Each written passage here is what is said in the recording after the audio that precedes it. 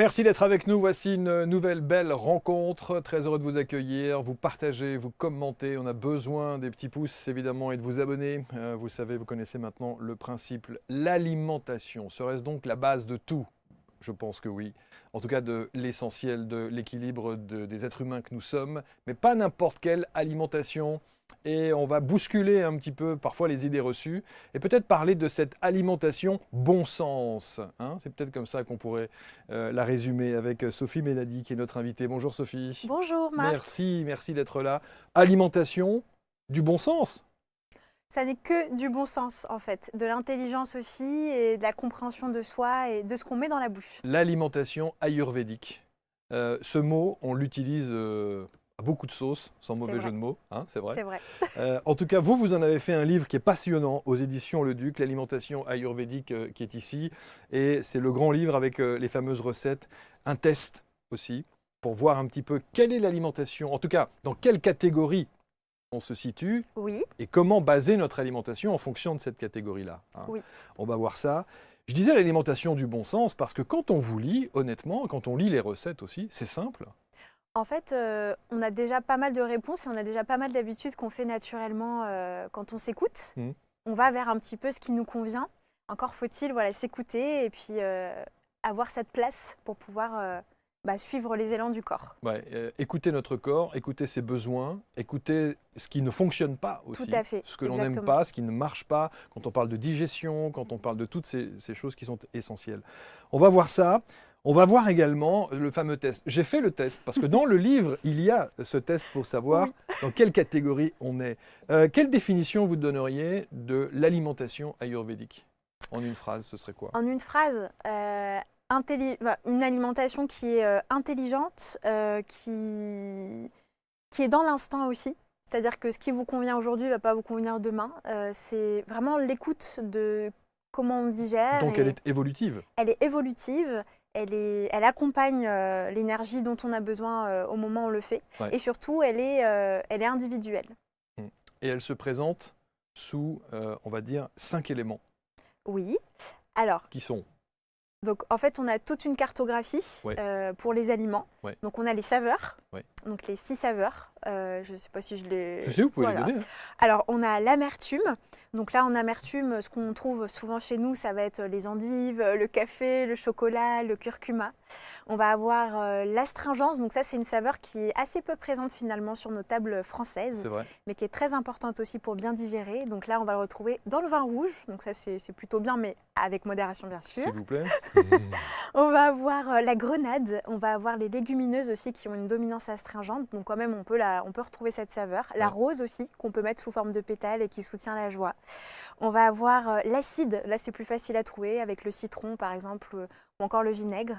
Et on va avoir le salé, bien sûr, avec le sel, les algues. Le sucré, alors là c'est la prédominance en termes de saveur sur nos tables. Donc là on va avoir le ghee, le beurre, on va avoir le blé, le riz, les pommes de terre, la viande aussi qui a dominance sucrée. Une parenthèse sur le sucré. On parle de ce sucre-là, hein. Oui, On vous est bien faites bien de le d'accord. dire. On ne parle pas des bonbons, On des parle pas des chocolats. sucreries, Non, évidemment. absolument pas. On Qui ne parle sont pas vraiment... préconisés par l'ayurvédique, hein. On est bien d'accord. Alors, ça peut l'être si Oui. vraiment on a un très bon fait digestif, Oui. mais pas au quotidien, Pas au quotidien. effectivement. Ouais. Et en plus, à l'heure où on enregistre cette émission, on est à quelques Oui. jours des fêtes. Oui, tout à fait. Donc on évite de trop manger de chocolat parce que ça entraîne des toxines, évidemment. Et du coup, la dernière saveur, ça va être en fait le piquant. Donc là, on va le retrouver avec pas mal d'épices. Le gingembre qui est, vous verrez, j'en reparlerai, mais c'est vraiment une épice phare pour bien digérer. Et tout ce qui va être cumin, la moutarde, le romarin, voilà, ça c'est assez facile. Donc plus on a ces 6 saveurs, mieux on digère dans l'assiette. Ça c'est peu connu, mais ça permet vraiment d'une part d'avoir une bonne satiété et de vraiment entretenir en fait sa bonne santé digestive et la construction des tissus du corps qu'on appelle les datous. On va regarder tout ça dans le détail et je rappelle donc ce livre, le grand livre de l'alimentation ayurvédique aux éditions Le Duc pour tout savoir et faire ce fameux test que j'ai fait et dans quelle catégorie est-ce que je me positionne, on va voir ça. L'ayurvédique, c'est une médecine Oui, c'est ancestrale. tout à fait. C'est une médecine indienne qui vient des montagnes de l'Himalaya, donc qui a été reconnue bien plus tard, mais qui est vraiment une médecine. C'est-à-dire que les médecins aujourd'hui qui sont formés en Inde sont médecins allopathiques, mais aussi ayurvédiques. Donc ils ont cette double casquette. et c'est une médecine qui va traiter et qui va prévenir. Est-ce qu'on peut parler en France de médecine ayurvédique? Alors, non, parce elle n'a pas cette reconnaissance en France. C'est vraiment une pratique en fait qui va plutôt accompagner la médecine. Ouais. Mais néanmoins, comme elle est en fait normalement restituée, apprise, ça reste une médecine. Et vous êtes allé sur place? Et moi, je suis partie en Inde, donc dans le nord de l'Inde et dans le sud de l'Inde pour voir un petit peu ces différences d'appréhension et pour apprendre avec les médecins en clinique. Bon. Je parlais des éléments, les éléments eau, air, feu, terre et terre. Oui. Éther en un seul mot. Exactement. Et ça, ce sont les 5 éléments. Oui. Et alors, pour résumer, ces 5 éléments-là, c'est ce qui constitue les forces responsables de nos fonctions corporelles, c'est-à-dire physiques, psychologiques, psychiques. Exactement. Donc ça, ce sont ces 5 éléments-là. Oui. Et ces 5 éléments, on les réunit dans une famille qui porte un nom qu'on appelle les doshas. Les doshas. Oui. Précisément. Et c'est ça, il faut suivre, hein, parce que moi, il faut suivre. Il y a plein de termes sanscrits. Et il y a 3 doshas. Oui, tout à fait. Et ces 3 doshas-là sont constitués des vata, des pitta et des kapha. Des kapha, exactement. Et il faut savoir dans quelle catégorie on est pour ajuster notre alimentation ayurvédique. Ça, c'est la première des bases. C'est connaître sa constitution pour ensuite adapter ce qui convient et ce qui ne convient pas au quotidien. C'est-à-dire que de temps en temps, vous pouvez manger des choses qui vous déséquilibrent, ce n'est pas un problème, parce que c'est la récurrence qui fait le poison. Donc la constitution ayurvédique, ça, comme vous l'avez dit, c'est composé des doshas. Et donc, on va avoir 10 constitutions au global. Il y en a 10 qui existent. Mais la prédominance des personnes, c'est d'être de 2 constitutions, en fait. Donc, c'est-à-dire d'avoir 2 doshas prédominants. Donc, par exemple, Pitta Vata ou Vata Pitta. Et le premier qu'on va citer, c'est celui qui est en prédominance en vous, en fait. Alors, quand on a parlé des 5 éléments eau, air, feu, terre et terre, Vata, c'est air et terre. Espace, exactement. Ou éther. Pitta, c'est feu et eau avec une prédominance du feu. Exactement. Et Kapha, c'est eau et terre, prédominance eau. De l'eau, tout à fait. Donc, il faut faire le test. Donc, il faut faire le test, mais il est dans votre livre. Et il est dans le livre, tout à fait. Après, il y a plein de... Enfin, on pourra peut-être en parler, mais il y a plein d'indices, en fait, pour connaître sa constitution. C'est assez, encore une fois, assez parlant. Voilà, il faut lire pour bien comprendre. Mais en tout cas, il fallait donner les bases. Et alors, vous m'avez dit un truc très drôle, c'est que moi, j'ai fait le test, hein, il est là. Mais vous m'avez dit un truc, vous m'avez dit, je crois savoir dans quelle catégorie vous êtes. Oui. Alors, je serai où? Alors, je pense que vous avez une dominance pitta, donc de feu et d'eau. Et derrière, alors, c'est pas évident, mais j'aurais dit Pitta Kapha. Mais peut-être que c'est Pitta Vata. En tout cas, prédominance Pitta, c'est sûr. Qu'est-ce qui vous fait dire ça d'ailleurs? Le Pitta, c'est dans vos énergies en fait. Ah bon? Oui, très posé, très contrôlé, très organisé, le regard très directif. Posé, peut-être pas sûr. C'est-à-dire que les gens qui travaillent avec moi ne me disent pas ça. Je ne suis pas quelqu'un de très posé. Alors, peut-être. Très posé. En revanche, j'ai besoin effectivement de structurer, j'ai besoin de faire les choses. Et je suis Pitta. Vous êtes Pitta? Ouais. Ok, voilà. Bon. Donc, il y a une série de questions qui est ici. Et puis ensuite, il y a évidemment, alors vous avez vu, j'ai coché. Ah oui. Hein. Vous l'avez bien fait. Ah, mais oui, j'ai fait précisément. Voilà, précisément. On ne fait pas de gros plans, c'est pas la peine, mais c'est voilà. Donc, il y avait pour Vata, j'en avais, je vais vous dire, Vata, et vous allez me dire à quoi ça correspond. Hein, oui. J'avais un total de 8. D'accord. J'avais 14 pour Pitta. Ouais. Et j'avais 6 pour Kapha. D'accord, donc oui, c'est vraiment une vraie dominance de Pitta. Ouais. À voir s'il y a quand même beaucoup de Vata dans la constitution, donc il faudrait creuser pour voir si vous êtes Pitta Vata ou juste Pitta. D'accord. Alors qu'est-ce que ça veut dire si on devait résumer ça? Qui sont ces gens qui sont Vata, qui sont Pitta ou qui sont Kapha? Alors, il va y avoir des caractéristiques physiques et mentales. Donc les personnes Vata, ça va être des personnes qui vont être assez fines. En fait, c'est la prédominance de l'air, du mouvement aussi. Fines en corpulence, vous parlez? Fines en corpulence, en ossature aussi. Et qui vont avoir des traits, donc fins, par exemple, on va avoir les clavicules, ils vont avoir des petits yeux, des lèvres un peu fines, les cheveux fins. Ce sont des personnes qui vont plutôt perdre du poids et qui vont avoir du mal à en gagner, sauf s'il y a un second dosha derrière, comme du kapha, qui va un petit peu rendre un peu plus dense la musculature ou la densité des os. Et puis au niveau du mental, ce sont des personnes assez créatives, qui n'aiment pas faire toujours la même chose, donc par exemple, qui vont s'ennuyer très vite, qui ont besoin de ce mouvement constant. Donc être un petit peu couteau suisse, voilà, multi-activité, ça leur plaît bien. Ils vont vite saisir les concepts, les idées. Après, pour aller dans la profondeur, c'est peut-être pas trop leur truc, mais par contre, ils comprennent très vite les choses. Ça tourne vite. Ça tourne vite, exactement. Après, ils n'ont pas une très bonne mémoire en général parce qu'ils sont assez nerveux. Ils peuvent perdre leur ancrage assez vite. Donc voilà, être un petit peu... Enfin, partir dans tous les sens, par exemple. Voilà, manquer un petit peu de cadrage. Pas aller au bout des choses qu'ils entreprennent. Ils aiment bien impulser les choses. Mais par contre, ce sont des êtres très sociaux, par exemple, qui vont créer du lien très facilement. Bon, ça c'est pour les Vata. Les Pitta. Exactement. Les Pitta, ce sont des personnes un petit peu plus dans le contrôle, donc ils vont être marqués par un peu le feu, du coup, et l'eau. Donc ils vont, par exemple, avoir une structure, une silhouette un peu plus moyenne. D'ailleurs, ils sont dans la moyenne en général. Ils prennent pas trop de poids, ils n'en perdent pas trop non plus. Ce sont des personnes qui peuvent vite tomber dans la colère, dans l'irritabilité, qui ont faim assez souvent aussi. Et qui en fait vont toujours au bout de leur objectif. Et ils n'ont pas peur de braver leurs limites. Plus il y a une limite, plus il y a du challenge et plus ils aiment y aller en fait. C'est presque maso un peu parfois. C'est un peu maso, c'est vrai. De ça, oui, mais parce qu'ils sont en quête de transformation perpétuelle. C'est cette énergie qui les domine, cette énergie de la transformation, et ils sont en quête de ça pour apprendre où sont leurs limites, les franchir et voir ce qu'il y a derrière et se transformer. Voilà. Et alors après, par contre, ils supportent pas la faim. Dès qu'ils ont faim, ils peuvent se mettre en colère.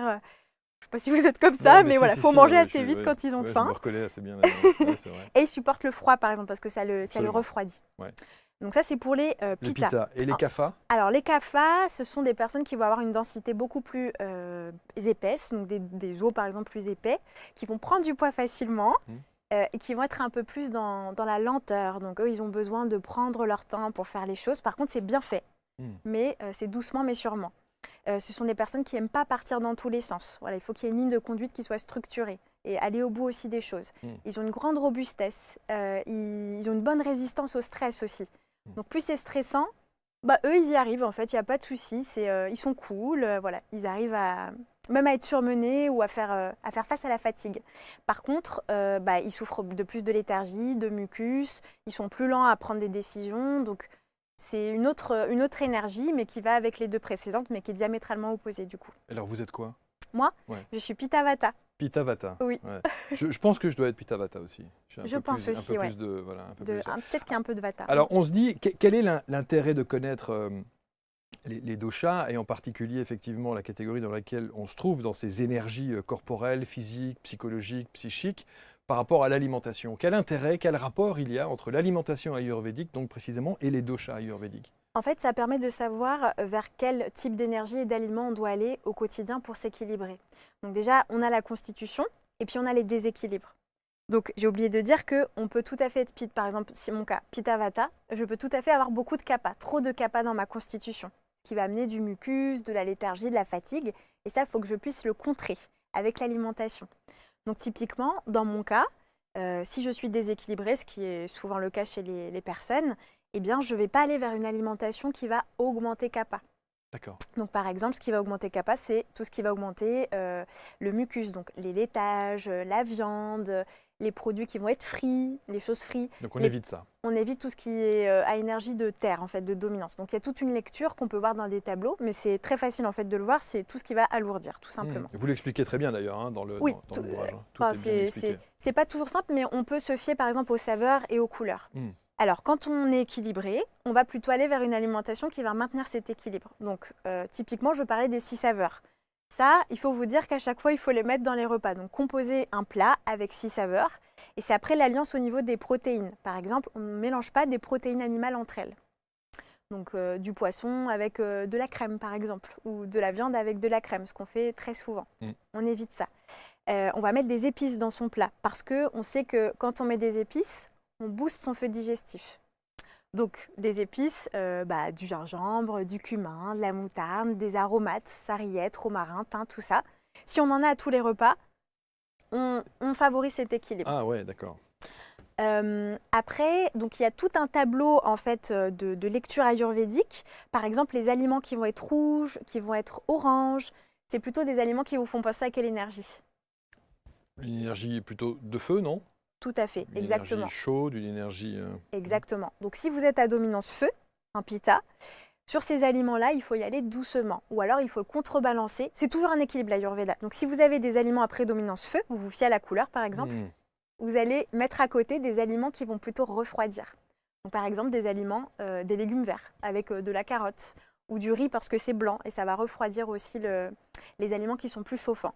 On va toujours mixer les énergies chauffantes et refroidissantes. On avait fait, puisque vous parliez des couleurs, on avait fait une émission avec Jean-Gabriel Causse qui parlait justement des couleurs et il expliquait que lorsqu'on mangeait, le choix de l'assiette, la couleur de l'assiette influe sur justement la manière dont on peut consommer ce qu'il y a à l'intérieur et la manière dont on perçoit ce qu'il y a à l'intérieur de l'assiette. Oui, parce que c'est une indication finalement de l'énergie de l'aliment qu'on va consommer. Exactement, et comment ça va interagir en soi derrière. Et ça, l'Ayurveda l'explique aussi parce que quand on le mange, on va aussi le digérer.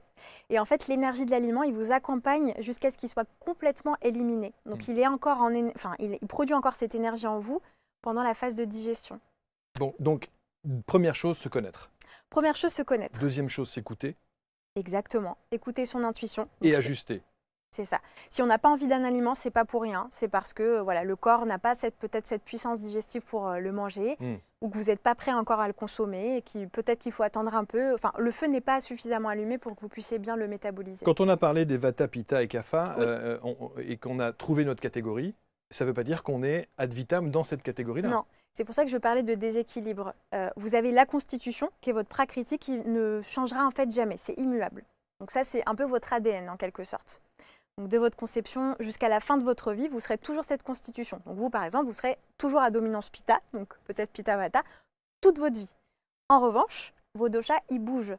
Parce que dosha, ça veut dire aussi défaut, parce que c'est en fait en constante mouvance avec tout ce avec quoi vous allez interagir. Bien sûr. Donc, bien sûr. Il y a des changements de vie, il y a des aléas dans la vie, il y a des tas de choses. Les saisons, les heures de la journée. On en parle des saisons. Les interactions sociales, tout à fait. Ce que vous allez manger, ce que vous allez ressentir, enfin absolument tout. Et du coup, vos doshas, ils vont complètement changer en fonction de la journée. Donc vous pouvez être, il peut y avoir une dominance de déséquilibre qui va rester aussi.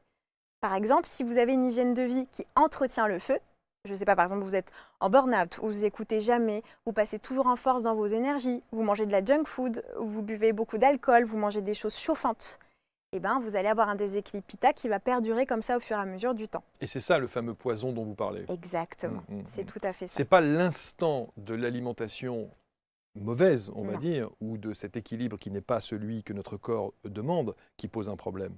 Mais c'est sur le fait de le faire durer comme ça. Exactement, c'est la récurrence et le fait de le faire durer dans le temps, en fait, au long cours. C'est ça qui va en fait provoquer le déséquilibre. Si c'est de temps en temps, vous pouvez tout à fait vous faire plaisir et l'Ayurveda le dit, ça soutient le bonheur.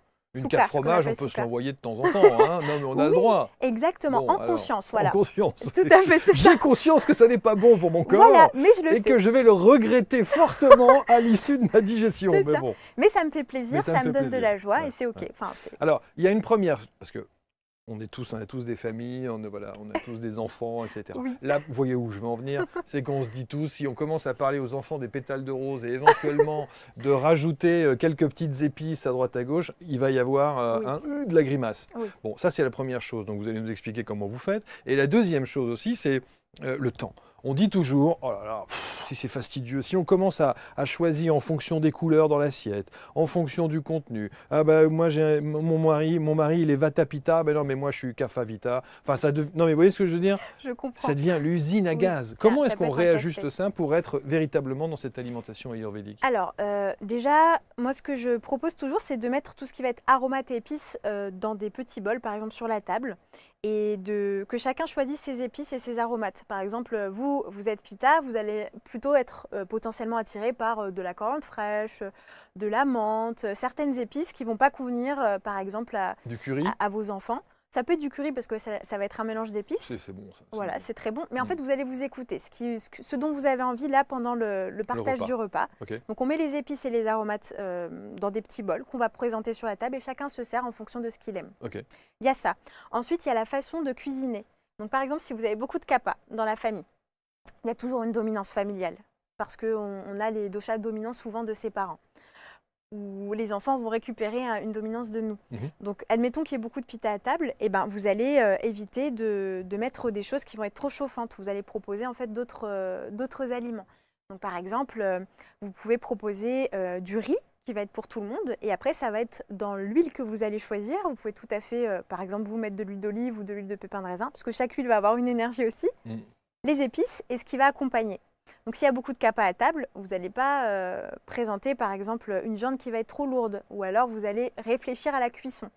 Si je fais, par exemple, de la viande à la poêle, il va y avoir trop de gras, donc ça ne va pas être bon pour les personnes qui sont autour de la table. Donc je vais plutôt choisir un mode de cuisson à la vapeur ou au four qui va être adapté à tout le monde. On peut aussi réfléchir comme ça sur les modes de cuisson. Donc pour récapituler, ça va être les mélanges d'aliments qu'on peut choisir. Donc pour ça, il faut en connaître certains. Eh oui, bien ça, sûr. c'est sûr. Il Mais faut en connaître certains. Vous dites que c'est, il y a des automatismes après, parce que ça paraît fastidieux comme ça quand on le lit de manière très théorique. On se dit, wow, il faut réfléchir, il faut mettre en place, il faut ceci, il faut cela. C'est évident. Mais après, il y a des automatismes qui se créent aussi bien sur les saveurs que sur les couleurs. C'est ça. Une fois qu'on a identifié quel aliment appartient à quelle saveur, donc on sait un petit peu comment les représenter. Voilà, comme j'ai dit tout à l'heure, jus de citron, on sait que c'est l'acide, l'astringence, c'est la grenade, les pétales de rose, etc. Les couleurs, on comprend qu'il y a une énergie chauffante ou refroidissante. Et après, ça va être aussi dans la sélection en fait, des aliments qui sont bons pour soi.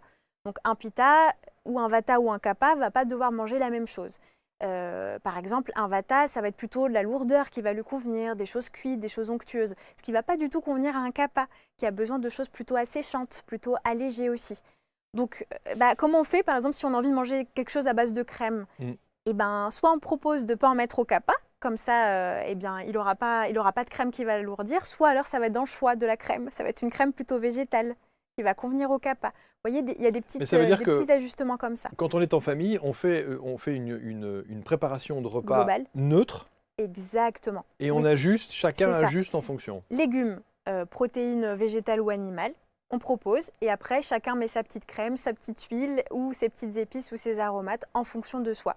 Ça serait mangé de façon ayurvédique typique. Vous le faites honnêtement ? Alors, franchement, dans la sélection de ce que je vais faire quand je vais préparer un plat, vu que mon conjoint n'est pas du tout de la même constitution, j'essaye de faire au mieux pour que ça convienne à tous les deux. C'est pas toujours évident et je le fais pas toujours, on va être honnête, mais je le fais la plupart du temps quand même au mieux que je peux. Bon. Quand je fais mes achats, par exemple, je sais, il faut que chacun puisse avoir des ingrédients qui lui conviennent. Ouais. Mais c'est pas si compliqué que ça. Hein. Non, mais ça peut. Non, mais quand on y pense comme ça.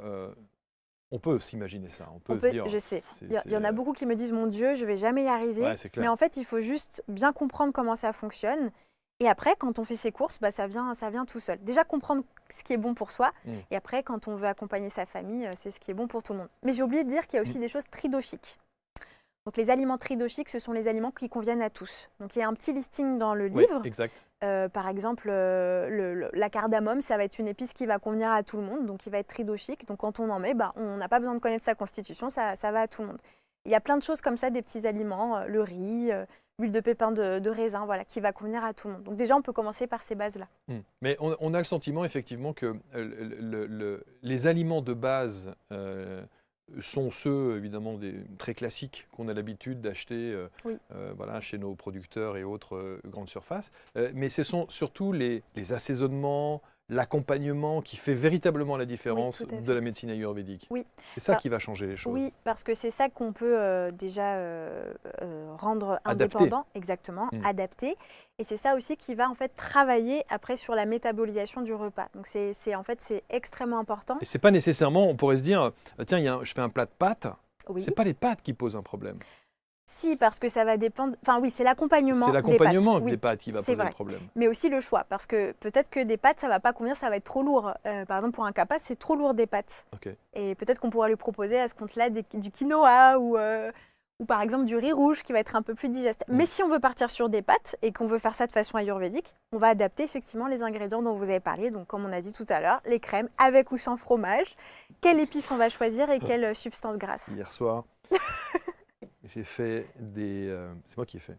Ah. Et oui, j'ai fait des escalopes de dinde à la crème. D'accord. Allégée. Ah, crème allégée, bon ça va. Mais vous avez mixé 2 protéines animales. Et c'est ça qu'il fallait pas. Et quand j'ai lu, je me suis dit, il y a 2 protéines animales, c'est pas bon. Après, est-ce que vous l'avez bien digéré ou pas? Oui. Parce qu'en tant que pita, vous avez une puissance digestive qui fait que peut-être que ça passe. Mais quelqu'un qui aurait un feu digestif faible, donc par exemple qui mettrait plus de 3 heures à digérer, qui aurait la langue très chargée le matin à jeun, ou qui sent lourd, et ben là pour lui c'est un poison. Ça ne convient pas à son système digestif. Donc il faut vraiment faire le test pour savoir effectivement où... souvent, donc c'est avec le test aussi, mais c'est aussi savoir où est-ce qu'on en est au niveau de sa digestion. Est-ce qu'on a une digestion optimale, ça on le sait en général, ou est-ce que c'est plutôt fragile?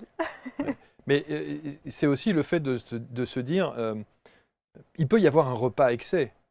Oui. Et c'est pas comme pour pour les ça, c'est pas pour ça qu'on est obligé d'un seul coup de refaire le test en disant mon Dieu, j'ai pas écouté, j'ai pas fait, vous voyez ce que je veux dire? Non, du tout. Faut En pas que fait, ce soit obsessionnel en non, fait faut le pas que ce truc, soit hein. obsessionnel. Et ça, j'y tiens énormément. C'est que faut pas créer après derrière des névroses. Donc, de toute façon, on sait ce qui nous convient quand même. On sait par exemple si on digère bien les produits laitiers, si on digère bien la Ouais. viande, on le sait, on s'auto-observe en fait. Mm. Et on peut tout à fait se faire plaisir, mais derrière, comme on l'a dit, c'est soit accompagner ce plaisir. Donc par exemple, vous allez manger, typiquement pour les fêtes de fin d'année là, on va manger lourd, on va manger plutôt peut-être carné aussi avec pas mal de viande, boire de l'alcool, etc. Et bien derrière, c'est savoir comment est-ce qu'on accompagne. Bon, je sais que par exemple derrière, je vais faire attention, je vais alléger mes repas d'après ou je vais alléger les repas d'avant pour faire en sorte que je sois en bonne santé le jour J. Oui, Faire du sport, oui, marcher. c'est les bonnes résolutions du 2 janvier C'est à ça. 9h du matin qui s'arrêteront le 2 janvier à 9h30. Exactement, ça ne tient pas toujours très C'est longtemps. toujours comme ça, c'est Et toujours oui. comme ça. Et non, il faut continuer, sinon Alors, c'est dommage. on a eu beaucoup de personnes qui sont venues s'installer sur ces canapés, évidemment sur ABC, avec notamment les histoires des produits laitiers. Oui. Vous dites dans l'Ayurveda, le lait de chèvre, c'est comme le lait de vache. Oui. L'Ayurveda, la médecine ayurvédique et l'alimentation ayurvédique ne fait pas de différence entre le lait de chèvre et le lait de vache? Non, il y a une différence parce que dans la cartographie du lait de vache, par exemple, il va être un peu plus asséchant. Il va être plus léger en digestion. Alors que le lait de vache, il est plus lourd. Le lait de chèvre, vous voulez dire, il est plus allégé. Oui, Parce le que lait. vous avez dit le lait de vache. Ah, excusez-moi, Non, non, toutes le lait de toutes chèvre. mes excuses. Alors, Non. le lait de chèvre est beaucoup plus léger et C'est ça. asséchant que les Mm. laits de vache Mm. ou que le lait de brebis qui est lui plus piquant. Donc, il y a quand même une cartographie qui est différente. Et le lait de chèvre, par exemple, va très bien convenir à votre constitution, au pitta, mais il ne va pas convenir au vata. Il va être un petit peu trop râpeux dans la bouche. Peut-être que vous avez déjà ressenti ce goût-là quand vous buvez du lait de chèvre. Je ne sais pas si J'en vous en bois avez pas, déjà j'en bu. bois pas. Non, C'est non, particulier, non. c'est râpeux, c'est un peu sec. Ouais. Pas comme le lait de vache. Ouais. Donc on sent déjà cette qualité-là et ça ne convient pas au vata parce que ça les assèche. Ouais. Est-ce qu'on a des résultats scientifiquement prouvés sur l'alimentation ayurvédique Scientifiquement prouvé. ouais, c'est ça le problème, c'est de se dire, oui, parce que sur les... il y a des enquêtes là-dessus? Oui, par exemple sur les associations incompatibles, Viruddha Ahara, qu'on appelle en sanskrit. Typiquement, j'aime bien donner cet exemple parce que ça parle à tous, c'est la banane et le lait. Il y a eu des recherches scientifiques qu'on peut retrouver par exemple sur PubMed, sur des sites qui publient en fait ce type d'articles de recherche. Et on voit en fait qu'effectivement, l'Ayurveda dit de ne surtout pas associer ces deux aliments parce que ça provoque des toxines, ça provoque des maladies de peau. Et il y a eu des recherches qui ont été faites sur par exemple les effets sur le foie. Et donc on s'est rendu compte qu'effectivement, ça a abîmé le foie et ça provoquait des maladies aussi cardiovasculaires. Donc c'est vraiment une alliance qui provoque des déséquilibres dans le corps qui ont été prouvés scientifiquement. Banane, lait. Banane, lait. Il y en a d'autres? Ah oui, il y en a plein d'autres. Les protéines animales dont j'ai parlé, donc c'est-à-dire lait plus poisson, lait plus viande, donc toutes les viandes en fait. Et quand vous dites lait, c'est crème aussi? La crème et les yaourts. C'est pareil. Ok. Les yaourts avec les fruits acides. Donc fruits acides, ça peut être agrumes, kiwi par exemple, même fruits rouges, certains fruits rouges qui peuvent être acides. Ça, on évite de mélanger. On évite de faire chauffer le miel. Donc ça, peut-être que vous connaissez, c'est un peu plus connu en Ayurveda. Donc typiquement, quand vous mangez du pain d'épices, ça peut être un poison si vous avez déjà des toxines ou des maladies de peau. J'adore. C'est pas un aliment que vous devez consommer. Enfin, en tout cas, pas de manière régulière. Il va y avoir aussi le fait de manger chaud après avoir bu froid ou de boire, de boire chaud et de manger froid derrière. Ça, c'est très néfaste pour la digestion. On choque en fait cette thermorégulation du corps et ça provoque aussi un affaiblissement de Agni, le feu digestif. Ça, plus effectivement la sensibilité Dentaire, des gencives, exactement. etc. Ouais, on le sent de toute façon que ça ne fait pas du ouais, bien. On ne sent pas très bien quand on fait ça. Ouais. Ensuite, il va y avoir par exemple les œufs qu'on va mélanger avec la tomate. Ça peut être un petit peu indigeste pour certaines personnes. Donc, il faut voir un petit peu comment on réagit. Vous êtes en train de citer tous les trucs que j'aime. Vous mélangez tout ça? Les œufs à la tomate. Vous avez déjà mangé les œufs à la tomate? Ah, mais moi j'adore. Wow. Je ne sais pas si vous connaissez la tchouk-tchouka par exemple. Non. C'est un plat d'Afrique du Nord Okay. qu'on fait au Maghreb et c'est délicieux. Et donc on mélange, c'est une sorte de ratatouille dans laquelle on va mettre justement un œuf et qu'on mélange ensemble. Il y a de la tomate, il y a de la tout, tomate, il y a tous les légumes. Exactement. Mais il y a beaucoup de personnes qui ne vont pas bien le digérer, notamment les vata dominants. Parce que pour eux, plus on va mélanger en fait d'ingrédients différents ensemble, et plus la digestion va être complexe. Donc les ratatouilles, par exemple, ça ne va pas convenir à tout le monde parce que c'est trop complexe pour certains systèmes digestifs. Donc ça, c'est pareil. Et protéines animales, donc par exemple, si je mélange du poisson avec de la viande ou avec des œufs, bah, ça va pas matche très pas, bien ouais. digérer. Non. Ouais. Alors, c'est vraiment intéressant parce que c'est une vraie prise de conscience qui n'est pas une prise de tête et qu'on peut effectivement gérer les choses de manière très légère et presque ludique Oui, parfois. c'est vrai. Si on ajuste effectivement ses couleurs, ses goûts et ses saveurs. Et je trouve que c'est très très bien l'idée de dire, voilà, sur la table, on fait un plat de base qui n'est pas nécessairement assaisonné, qui n'est pas nécessairement cuisiné avec certaines saveurs. Exactement. Et on propose toutes ces saveurs et Tout à chacun fait. choisit. C'est comme un jeu, une création en fait. Oui, On c'est ça, crée on peut, son ouais, repas. c'est ça. Tout à fait. Et aussi une petite clé, c'est de, par exemple dans les épices, quand on ne sait pas trop, on les sent. On sent les épices.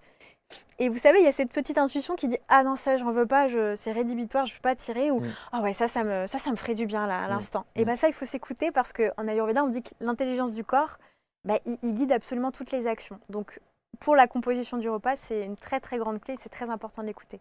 Alors, vous parlez aussi, et ça c'est très très important, j'ai lu ça, la règle d'or en Ayurveda, c'est de remplir notre estomac de cette manière-là. Un tiers de nourriture solide, Oui. un tiers de nourriture liquide et un tiers de vide. Exactement. Le tiers de vide est très important. C'est quand en fait on ne dépasse pas la satiété. C'est très difficile C'est ça. pas évident. Et pour ça, vous savez, c'est que la clé, en fait, c'est la clé pour comprendre cette satiété, ce moment où on doit s'arrêter. En Ayurveda, on dit qu'il faut manger dans le silence. Plus, plus vous allez parler à table, plus vous allez polémiquer à table. Et je pense aussi au fête de Noël, par exemple. Bon, c'est normal, on se retrouve, on va parler, etc. Mais c'est des moments où on va dépasser la satiété, on va manger trop et on va se sentir lourd après derrière. Et au quotidien, c'est ça, c'est apprendre à manger dans le silence ou en tout cas ne pas avoir trop d'effervescence. Par exemple, manger devant un ordinateur en travaillant, c'est une catastrophe. Vous n'allez jamais pouvoir écouter. Ah, vous prêchez coupable. J'ai déjà fait, ouais, j'ai déjà fait. Mais on le fait tous, hein, évidemment, il ne faut pas se culpabiliser du tout, mais quand on est dans cette situation-là, on voit bien qu'on n'est pas du tout en connexion avec son corps. Donc quand le corps dit stop, il faut 20 minutes pour que le cerveau envoie à l'estomac l'information de « ça y est, je n'en veux plus en fait, on s'arrête ». Donc 20 minutes, et ben, si on est... En 20 minutes, on peut avoir mangé beaucoup de choses. On peut avoir mangé beaucoup de choses. Donc c'est pour ça qu'il faut y aller doucement, il faut voilà, prendre le temps et si on peut, c'est ne pas faire autre chose pendant qu'on mange. On est vraiment concentré parce que la digestion, c'est aussi ce que vous allez regarder, ce que vous allez toucher, ce que vous allez ressentir. Donc on se connecte au sens en fait. Comment sont les textures, comment est le goût, comment sont les couleurs de mon repas. Qu'est-ce que j'ai mis dans mon repas ? C'est bête, mais qu'est-ce que j'ai mis ? Est-ce que ça va bien ensemble ? Est-ce que ça me plaît ? D'où ça vient ? Voilà, on peut se poser 1000 questions. On ne le fera pas tout le temps, évidemment, parce que la vie de tous les jours nous rattrape. Ouais. Mais le Parce plus on est en... Entre le bain, oui. vous voyez ce que je veux dire ? Oui. Le bain, Mais les devoirs, je comprends totalement. rentrer vite fait. Je comprends. Voilà. Mais ça sera peut-être pas possible le soir. Mais par exemple, le midi, quand on n'est pas avec les enfants, peut-être qu'on peut arbitrer de cette manière aussi. Ou parfois, ça va être le petit-déj. Le mieux qu'on puisse. Le mieux qu'on puisse et autant qu'on le puisse. Mais c'est là où on se rend compte qu'on a des vies, Sophie. Non, mais on a des vies. Mais c'est sûr. Je veux dire, vous parlez du midi, par exemple. On admet que le soir, c'est un peu compliqué en famille. Nanana. Et puis le midi, mais le midi, qu'est-ce qu'on fait le midi ? On n'a pas toujours le temps. On est à l'arrache totale. Ouais, et on va chercher un sandwich au bas du truc. On le mange au bureau. C'est vrai. On prend sa petite salade pour se donner bonne conscience en se disant « Ah oui, j'ai pris qu'une petite salade, mais vous avez mangé devant votre ordi sans écouter précisément ce que vous êtes en train de faire. » Vous voyez ce que je veux dire ? Mais là, j'ai une injonction, c'est qu'en fait, vous pouvez tout à fait anticiper. Donc par exemple, le soir, ça ne vous coûte rien de faire en plus. Voilà, par exemple, vous faites un repas pour toute la famille qui est un petit peu plus équilibré en général le soir. Il y a les enfants, etc. Et bien, vous faites une quantité en plus que vous allez ramener au travail. Moi, c'est ce que je faisais quand j'étais salariée. Ouais, okay. Voilà, je m'amenais ça dans ma gamelle. Et pas d'excuses, pour moi en tout cas. Et sinon, ça peut être, quand on va choisir son repas, on va faire attention à ce qu'on va choisir. Donc là, par exemple, on est en hiver, on évite de manger des salades si on le peut. Alors ça, c'est incroyable. J'ai entendu l'inverse. Mais vous vous rendez compte ? Mais c'est ça qui est insupportable. C'est que moi, j'ai entendu des médecins nous dire « Vous ne pouvez pas concevoir un repas sans salade. Ça n'est pas possible. » Et dans l'équilibre, alors que vous nous dites l'inverse en disant « Attention, en hiver, on évite effectivement les salades. » Je peux mesurer aussi mon propos, dans le sens où la salade, c'est refroidissant comme énergie, c'est cru. Donc comme c'est refroidissant, ça ne va pas avec la saison de l'hiver et de l'automne aussi. Parce qu'on dit en Ayurveda que ça augmente Vata, ce type d'aliment, surtout les salades. Mais il y a des salades qui peuvent convenir. Par exemple, la roquette, elle est beaucoup plus amère. Ça peut convenir par exemple au pita en hiver. D'ailleurs, c'est une salade de saison, la roquette. On peut en manger en hiver. Donc pourquoi pas ? Et aussi, vu qu'on peut transformer ces aliments avec ceux avec quoi on accompagne le plat, eh ben, on va se dire, ok, la salade c'est refroidissant, mais je peux apporter des choses chauffantes, du jus de citron, du vinaigre de cidre, des épices que je vais pouvoir mettre. Et du coup, là, je vais mieux métaboliser mon assiette parce qu'il y aura ces énergies chauffantes qui vont venir entretenir et prendre soin de ma digestion. Donc, on peut aussi voir les choses comme ça. Je sais que c'est comme une sorte d'apéritif. On va manger de la salade, ça va entretenir, ça va allumer la digestion. Ça permet aussi de réduire l'indice glycémique de ce qu'on va manger. Donc, oui. Encore mais une fois, ça ne va pas convenir à tout le monde. Oui, c'est ça. Encore une fois, c'est l'accompagnement de la salade qui joue. L'accompagnement, vous avez tout à fait raison. Ouais. Le type de salade, donc le type d'aliment, et aussi son terrain. Donc, il y a des gens, malgré tout ça, ils ne vont pas bien digérer la salade parce qu'ils vont avoir trop de gaz, trop de ballonnement après avoir mangé la salade et ça va augmenter leur vata. Donc, où est-ce qu'ils en sont au niveau de leur déséquilibre aussi? Et comment est leur force de digestion? Il y a quand même un travail en amont. Il y a un gros travail en amont. De compréhension de soi, en fait. C'est vraiment ça. L'alimentation, Sophie, l'alimentation en fonction des saisons. Vous parlez de l'alimentation et des saisons en particulier. Et histoire de simplifier les choses, c'est que pour l'hiver, parce qu'on est en hiver évidemment et qu'il y a les fêtes qui arrivent dans quelques temps, vous dites que dans la médecine ayurvédique, dans l'alimentation ayurvédique, il n'y a pas un type d'hiver, il y a deux types d'hiver. Tout à fait.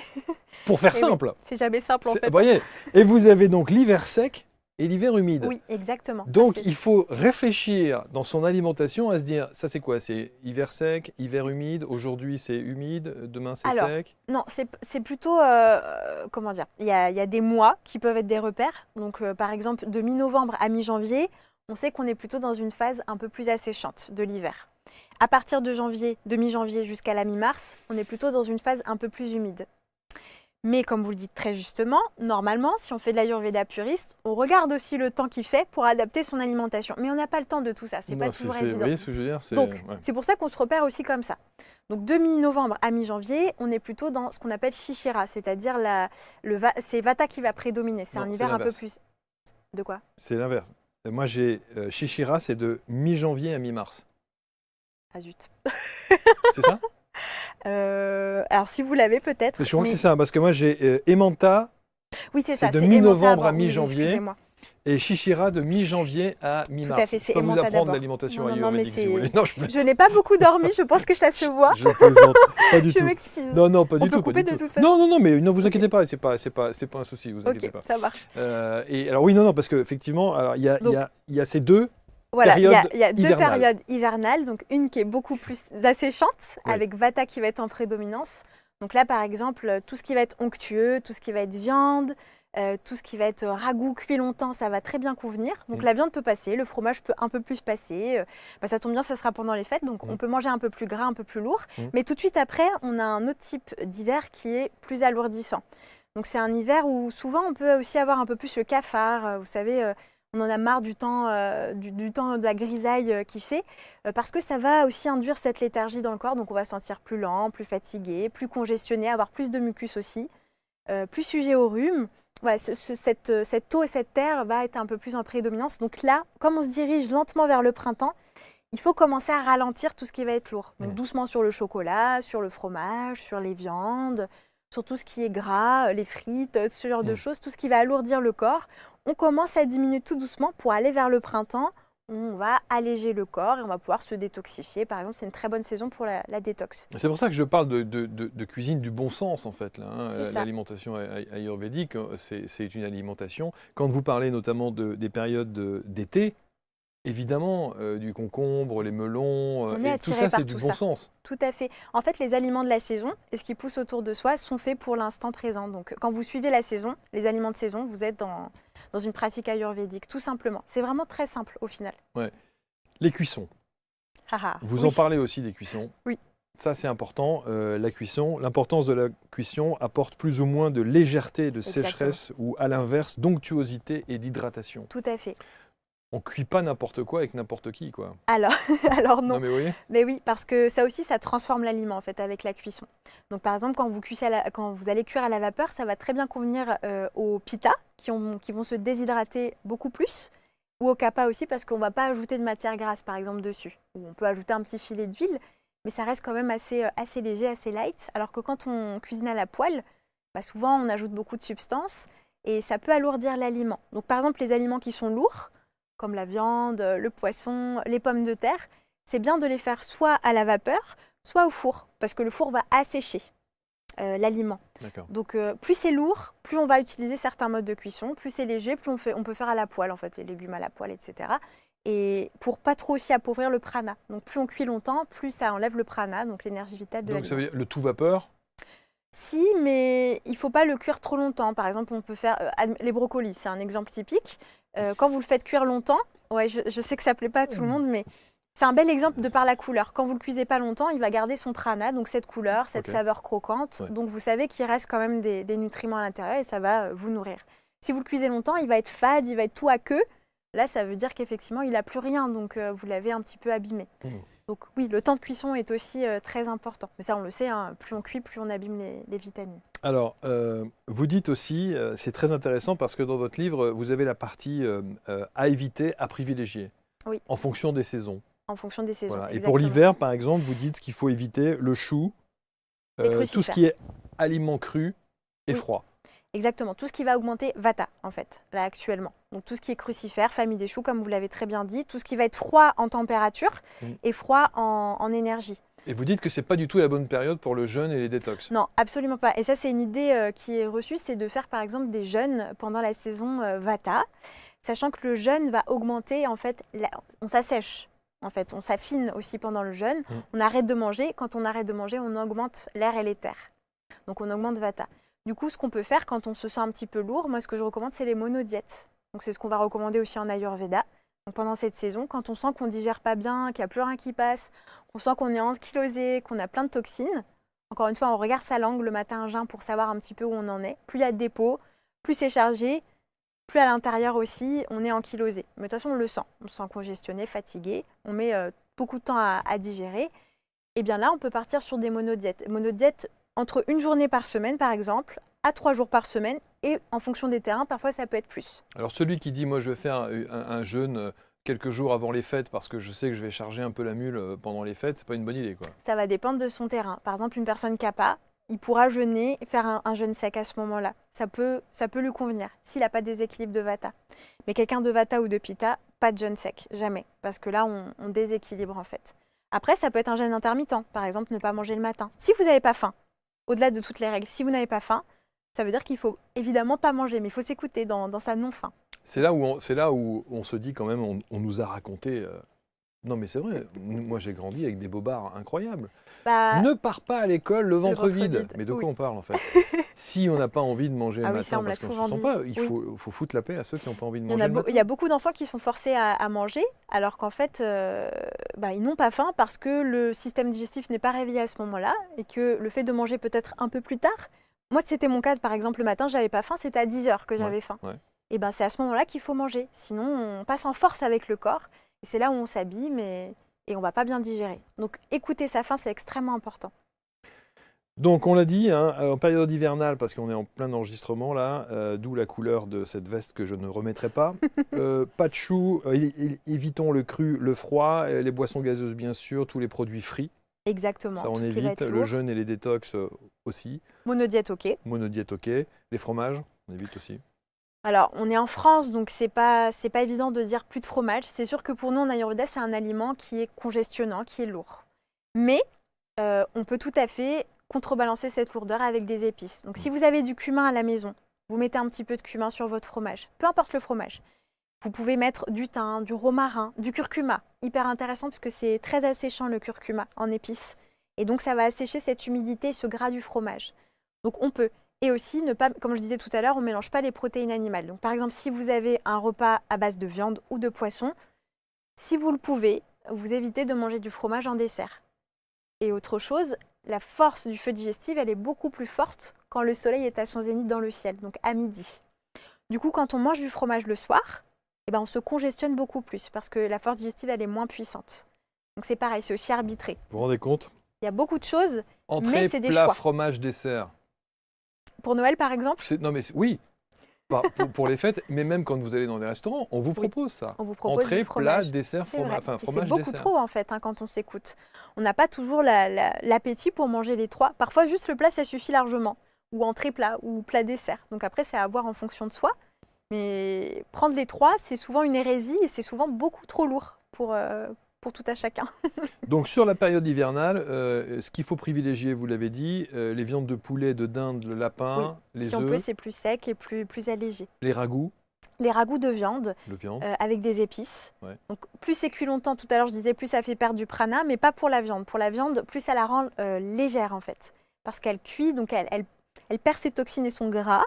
Et du coup, elle est beaucoup plus digeste, elle est beaucoup plus tendre et beaucoup plus rapide à digérer. Et puis tout ce qui est poisson, alors ce que vous appelez les poissons de fin de chaîne, qui sont Très riche en métaux lourds. qui sont riches en métaux lourds, c'est les sardines, les maquereaux, les anchois. Non, ça c'est plutôt un début de chaîne. Donc vous avez les tout petits poissons, c'est ceux qui vont être le moins riches en mercure. Ok. Donc tout ce qui va être sardines, harengs, maquereaux. La truite aussi, elle est très intéressante.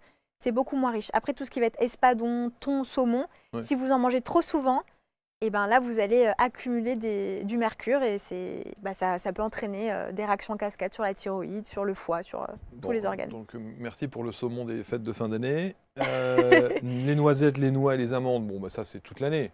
Oui, on peut en prendre toute l'année, on peut en mettre dans ses bon, repas, ça. on en mange au goûter, c'est très bien. Et le lait bouilli avec des épices. Le lait bouilli, en fait, pareil, ça va le rendre plus digeste. On peut aussi le diluer avec un petit peu d'eau. Ouais. Donc en Ayurveda, on fait ça. On coupe le lait, par exemple, une tasse de lait pour 2 tasses d'eau. On peut faire ça. On le fait bouillir et puis on ajoute des épices. Donc les épices qui vont bien avec le lait, c'est la cannelle, la cardamome, la noix de muscade, le curcuma, le poivre. Voilà, et là, vous buvez un lait qui est plus digeste. Est-ce que vous avez des exemples de gens qui ont pris conscience que leur alimentation n'était pas optimale et qui, en suivant notamment une alimentation ayurvédique, soit au travers de vos ouvrages, soit en règle générale, ont complètement changé en énergie, physiquement, et même parfois ont réglé des problèmes, des problématiques? Oui, alors d'ordre émotionnel aussi. D'ordre mental et puis des problématiques physiques. J'ai un peu de tout. Par exemple, j'avais une personne que j'ai suivie il n'y a pas très longtemps qui s'est remis d'une peine de cœur et qui digérait tout mal en fait et qui n'arrivait pas à choisir en fait ce qui lui convenait.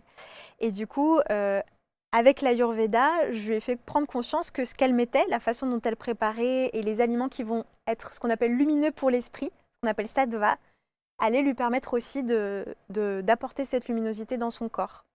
Donc on est ce qu'on mange en Ayurveda et on peut soutenir son mental et sa luminosité par ce qu'on mange. Donc l'alimentation, c'est fondamental pour pouvoir se soigner et s'accompagner. Pour tout ce qui va être dépression, tout ce qui va être colère, par exemple, apaiser sa colère, on a des aliments en Ayurveda qu'on va pouvoir utiliser. Tiens, dites-moi. Alors la rose, les fleurs, si on peut. Les choses qui vont être rafraîchissantes, donc le riz, les pommes de terre, les légumes verts, tout ce qui vous fait penser en fait à tout ce qui est frais, le lait, le beurre, les céréales complètes. Et là où c'est très intéressant, c'est les fleurs. Vraiment, si vous pouvez boire des fleurs en tisane, c'est hyper apaisant, c'est hyper rafraîchissant. Tisane de fleurs. Ah oui, et pour l'avoir testé quand j'étais en colère, quand je suis en colère, je bois une tisane de rose avec de la lavande, avec de l'hibiscus, du bleuet, des fleurs un peu rafraîchissantes comme ça, de la camomille. Ça en Ayurveda, ça apaise la colère, ça apaise Pitta. Il vaut mieux le prendre le soir? Non, ça peut être n'importe quand dans la journée, l'après-midi par exemple, ou le soir si on a envie. Mais sachant qu'il ne faut pas boire trop collé au repas non plus, sinon ça dilue les sucs digestifs. Donc plutôt en dehors des repas si on peut. Bon, et ceux qui sont en colère 24 heures sur 24, il faut qu'ils aillent consulter. Oui, ça dépend de la racine évidemment. Là, je parle plutôt de colère passagère bien sûr. Dans la journée. Bien sûr, c'est parce qu'on me dit toujours ça. Mais tu es toujours en colère. Ah bon? Donc, oui, alors buvez de la rose. Bon, buvez de la rose, vas-y, buvez de la... Vous savez qu'il faut... C'est terrible ces enregistrements d'émissions parce qu'il y a des gens qui vont mémoriser ça. Oui. Et si je me mets en colère, ils vont dire hé, rose. T'as pris ta tisane de rose, ouais, va prendre ta tisane de rose. C'est pas la verveine, c'est la rose. Ouais, va prendre ta tisane de rose, c'est important. Sur la table, vous avez apporté quelques petites choses. Oui. Alors, qu'est-ce donc? Alors, ça, c'est un apéritif qu'on pourra faire pour les fêtes de fin d'année. Ouais. C'est ultra efficace parce que, en fait, en Ayurveda, le salé, le piquant et l'acide... Je vais prendre l'assiette. Oui, d'accord. Comme ça, je vais la montrer directement à la caméra. Et comme ça, voilà, ça sera plus simple. Voilà, je vais la mettre là. Je vais essayer de la pencher légèrement. Voilà. Alors, qu'est-ce qu'il y a là-dessus? Donc, ça, c'est du gingembre. Voilà, vous avez du gingembre, du citron et dessus, j'ai mis du sel rose de l'Himalaya dans les petites coupelles blanches. Okay. Donc, en fait, il suffit de couper des petites lamelles de gingembre, Vous ajoutez par-dessus un petit peu de jus de citron et vous ajoutez une petite pincée de sel.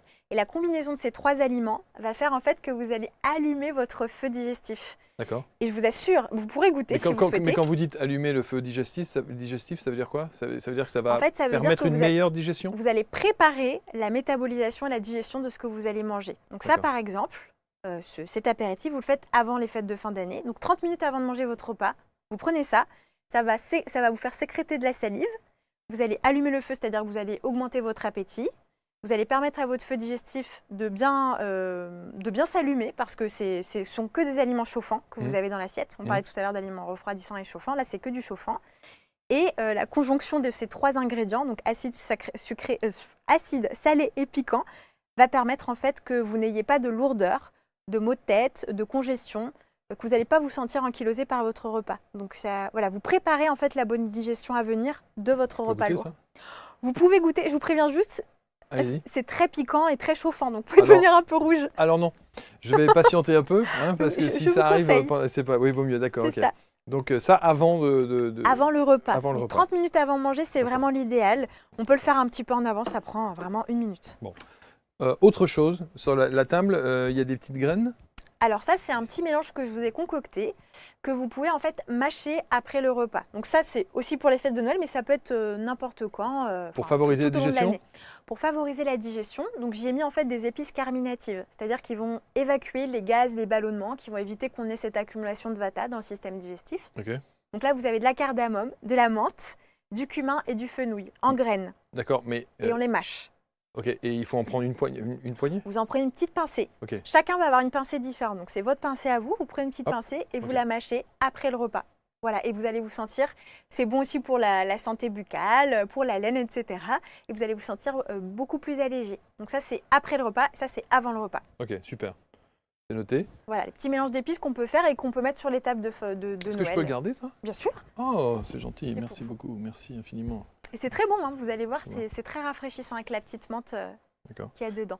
Et après, pareil, on peut l'individualiser en fonction de ses envies et ses besoins. C'est très parfumé. Ouais, c'est très parfumé. Hein. Oui. Ça fait partir, ça. Hein. Ça fait partir en Inde. Hein. Ouais, exactement. Ouais. Oui, ça fait voyager. Rien qu'en sentant déjà, exactement. On se connecte c'est incroyable. à l'énergie des épices. C'est ça qui est beau. C'est fou, hein. C'est fou quand même. Hein. Bon, en tout cas, je vais tester ça. Merci beaucoup. Et alors, il y a des gants là? Alors ça, c'est un peu moins connu. Ça s'appelle Garchana. Donc c'est des gants en fait en soie grège. Et je les ai amenés parce qu'en fait, pendant justement l'hiver, vous allez pouvoir l'utiliser même au printemps pour un petit peu aider la détox. Donc, enfin la détox, en tout cas, on ne parle pas de détox pendant l'hiver, hein, comme je disais, mais plutôt soutenir le métabolisme. Donc, c'est-à-dire la circulation de la lymphe, du sang, éviter qu'il y ait trop d'accumulation de toxines aussi. Vous connaissez le massage à sec, le brossage à sec? Brossage à sec avec les brosses qu'on fait souvent en naturopathie. Ah oui. Bah, ça, c'est un peu un ersatz, mais façon ayurvédique. Et en fait, donc c'est de la soie, c'est très léger, c'est très doux. Et on vient en fait stimuler la lymphe, donc toujours du bas vers le haut. Et on frotte en fait ses membres. Voilà, on frotte comme ça énergétiquement. Et ça réveille. Et quand on fait ça, par exemple, le matin de Noël ou après Noël, eh ben, on va permettre aussi à toute la digestion, parce qu'à toute la circulation, de bien fonctionner. Donc, on participe à sa digestion en faisant ça. Donc, ça on frotte, mais légèrement ou il faut y aller énergétiquement. Parce que énergétiquement, si vous touchez, c'est assez doux. Ok, d'accord. Vous pouvez toucher, c'est vraiment très doux. Okay. Mais néanmoins, ça frotte quand même. Donc, il faut vraiment être assez énergique. Et toujours vers du bas du corps, en fait, vers le haut du corps pour amener la lymphe vers le cœur. Il faut déjà pouvoir mettre sa main dedans. Oui, il y a plusieurs tailles. C'est plutôt pour sa ma main taille. dedans. Ok. Exactement. Donc, ça, c'est bon. Ouais, okay. Donc, ça, voilà, gants en soie grège ou si on a brosse à sec à la maison. Où est-ce qu'on trouve ça? Ça, alors vous ça, le vendez, vous? Non, je ne le vends pas. Vous le trouvez dans les boutiques, alors soit en magasin bio, souvent on peut en trouver, ou alors sur Internet, dans les sites Internet spécialisés en Ayurveda. Ok. C'est passionnant et honnêtement, je crois que ce qu'il faut retenir en fait de votre expertise, c'est d'abord d'acheter ce livre. Hein, c'est bien, c'est aux éditions Le Duc. Je rappelle que vous êtes thérapeute en Ayurveda, spécialisé dans la nutrition et les soins du corps, et ça c'est évidemment très important. Que les recettes sont à l'intérieur. Oui, il y a 60 recettes au total, donc zéro excuse. Est-ce que vous êtes sur cette ligne du zéro excuse? Oui et non, c'est-à-dire que j'aime bien aussi la souplesse. Je pense que c'est important d'être souple et d'adapter avec ce qu'on peut faire au mieux qu'on puisse, sans se flageller ou être trop dur avec soi. Parce que sinon, ça crée du stress et et ça crée du déséquilibre. Bon, Donc, est-ce que ça veut dire que du coup, vous écoutez à chaque fois votre corps? C'est devenu évidemment un automatisme pour oui, vous? après ça devient, comme on prend sa douche le matin, en fait, on écoute son corps et ça devient naturel, hein, et je fais en fonction de ce que mon corps me dit. En fait, plus on va s'éduquer à le faire, et plus ça va être facile et Ouais. identifiable Donc pour soi. les mots sur la longueur, MAUX, vous ne les avez pas pour le coup? Disons que c'est très atténué. Par exemple, si je prends mon cas, j'ai de l'endométriose. Ok. Avec ce que je fais, ce que je fais au quotidien, bah, je ressens plus vraiment les douleurs en fait. Donc je vois bien l'effet sur moi. Mais je sais que si je lâche, ça peut potentiellement revenir effectivement, parce que le déséquilibre va revenir. L'alimentation ayurvédique, le grand livre avec Sophie Benadi. Et vraiment, bravo, merci en tout cas pour tous ces bons conseils. Merci à vous. Et un petit mot de la fin, Eh bien, qu'est-ce que vous diriez? soyez doux avec vous-même, notamment pour les fêtes de fin d'année. Faites-vous plaisir quand même, bien sûr avec modération, mais accompagnez ça, accompagnez ce plaisir-là, parce que il va se passer plein de choses pendant les fêtes. Vous allez peut-être, j'allais dire, parfois en fait on est dans des familles un peu toxiques où ça peut être un peu difficile de se retrouver. Et ben, chouchoutez-vous avant, après, accompagnez-vous et faites en sorte d'aller dans votre sens. C'est important. Donc faites ce qui vous fait du bien en fait. Écoutez-vous, vous savez, vous avez les clés en vous. Vous savez moi j'ai retenu cette phrase qui va être extrêmement compliquée à mettre en place. C'est quand vous dites par exemple, il faut manger dans le silence. Non, c'est pas simple, c'est sûr. C'est super compliqué. Oui. Et alors surtout évidemment en période quand vous avez la famille, il y a toujours des sujets un peu électriques. Là, vous parlez des fêtes, par exemple. Par exemple, mais Oui. même quand vous recevez du monde à la maison. Là, c'est pas pareil, parce que manger en silence. Je suis d'accord. Là, c'est impossible. Mais le fait d'être en joie, par exemple, avec des gens que vous aimez, ça suffit à apporter l'équilibre de toute façon. Donc ça va faire que vous allez bien digérer aussi. Après, là, je parlais plutôt du quotidien quand vous êtes en face de vous-même. Si vous pouvez, par exemple, vous allez manger en 20 minutes, vous avez quelque chose à faire, un mail à envoyer, soit vous le faites avant, soit vous le faites après. Bien sûr, bien sûr. Il y a des arbitrages mais comme parfois, ça à vous vivez faire. avec des gens qui détestent le silence, par exemple. Et qui détestent les phases de silence quand les couverts s'entrechoquent à table. Vous voyez ce que je veux dire? C'est d'une glauquerie. Je comprends. Non, mais c'est vrai. Oui, c'est sûr. C'est super glauque. Parce qu'on n'en a pas l'habitude, en fait. Par exemple, en Inde, quand je suis partie me former, le médecin nous disait on mange dans le silence. Donc, il n'y avait aucun bruit. C'était glauque, c'est vrai. Ça me faisait peur. Parce qu'on est vraiment face à soi-même, face à son repas, on n'a pas l'habitude. Mais je vous jure qu'après, donc au début c'est difficile, la première semaine c'est difficile. Et après, quand quelqu'un vous parle, c'est comme une agression quand vous mangez parce que vous avez pris cette habitude. Au même titre qu'on perd l'habitude de manger sucré, par exemple, après le repas, un dessert. Le fait après de reprendre les desserts, c'est violent en fait pour le corps. Donc tout est question d'habitude. Comme je disais tout à l'heure, le mieux que l'on puisse. Donc si c'est de temps en temps dans la semaine, c'est déjà bien. C'est déjà des moments où vous allez optimiser cette digestion. Merci infiniment pour tous ces bons conseils. Merci Avec pour votre expertise, Sophie. Prenez ce livre, achetez ce livre. Tiens, voilà une belle idée de cadeau au passage aux éditions Le Duc. Vous commentez, vous partagez. On attend évidemment vos suggestions suite à cette émission. Et puis, on vous souhaite évidemment d'ores et déjà de très belles fêtes pour ceux qui auront la chance de passer des fêtes en famille. Merci à tous. À très vite pour une prochaine rencontre. Salut.